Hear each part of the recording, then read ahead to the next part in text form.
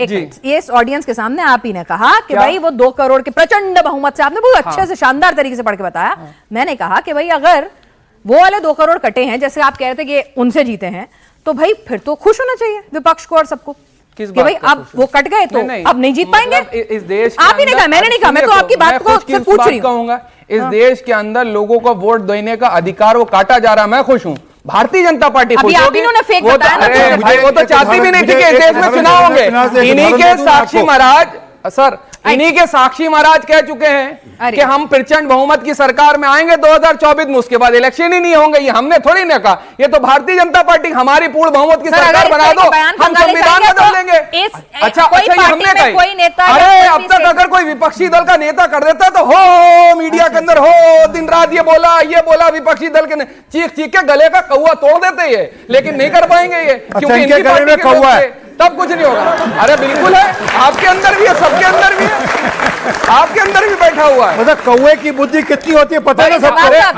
लेकिन बात साहब, लेकिन एक बात बताइए ना कि मतलब आप भी मतलब आप कह रहे हैं कि बोलने तो आपको प्रखर तरीके से दिया जा रहा है, आप कह रहे हैं कितने में हल्ला हो जाता है, आपको पूरा हल्ला आप कर रहे हैं। हम तो कर रहे हैं, लेकिन जो चौथा स्तंभ है उसको ये बात बहुत हम तो करने दे रहे हैं, तभी तो आप कर रहे हैं सर। अच्छा, अगर आपकी आवाज कहां दबाई? अगर मैं आज आपको बोल दूं तरीके से आप अपनी आवाज बोल रहे हैं, अगर आज नहीं मैं बोल जवाब दे, आज अगर निष्पक्ष इस देश का मीडिया हो जाए तो 7 दिन के अंदर ये सरकार गिर जाएगी। भाई एक सेकंड सर, ये चल नहीं पाएगी सरकार, ये चल रही है मीडिया के भरोसे पे। सर मतलब ना मीडिया वोट डालते हैं उनका भरोसा नहीं है, कोर्ट निष्पक्ष, ना मीडिया निष्पक्ष, ना इलेक्शन कमीशन निष्पक्ष। 4 सिटिंग जज बाहर आकर के कहा ना कि भाई कोई निष्पक्ष नहीं है। सुप्रीम कोर्ट के 4 सिटिंग जज बाहर आकर मैंने कहा ना मीडिया, ना इलेक्शन कमीशन, ना कोर्ट, ना एजेंसीज, अगर कोई सच्चा तो वो विपक्ष। 4 सुप्रीम कोर्ट के जज बाहर आकर के प्रेस कॉन्फ्रेंस करते हैं, कहा तो सर जवाब नहीं करी, मैंने कहा ना इन्हीं सरकार के खिलाफ करी थी।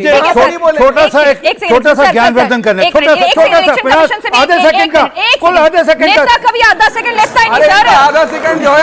अच्छा, बंगाल के अंदर जो पहला आधा एसआईआर हुआ उसमें 23 लाख लोग मर गए थे, जो मृत थे तो थे ही नहीं। अब ये चाहते हैं कि वो मुर्दे उठकर आए और वोट डाल दें। तो क्या वो मुर्दे वोट कर रहे थे?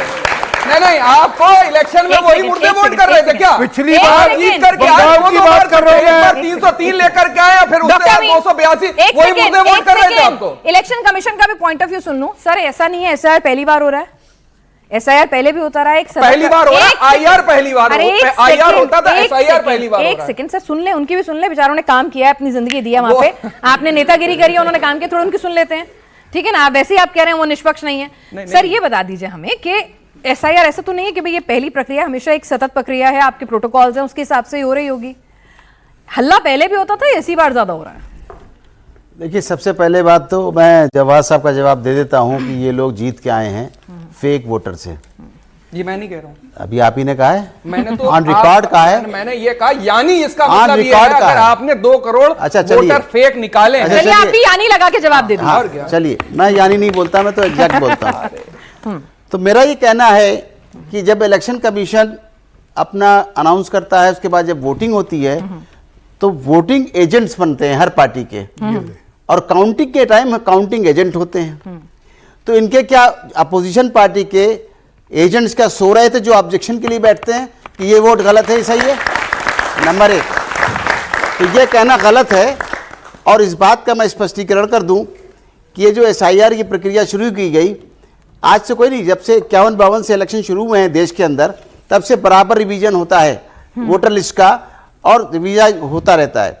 लेकिन ये जब मुद्दा बहुत ज़्यादा गरमाया, जबकि हरियाणा, दिल्ली और महाराष्ट्र के चुनाव हुए थे, उस वक्त राहुल गांधी जी ने इस बात को कहा महाराष्ट्र में कि हमारे लाखों वोट अपोजिशन के काट दिए गए और लाखों वोट बीजेपी के जोड़ दिए गए, जबकि वहां के सीओ ने बताया था कि सिर्फ 89 वोट थे जिनको करेक्शन जो पाया गया उनको करेक्शन कर दिया गया।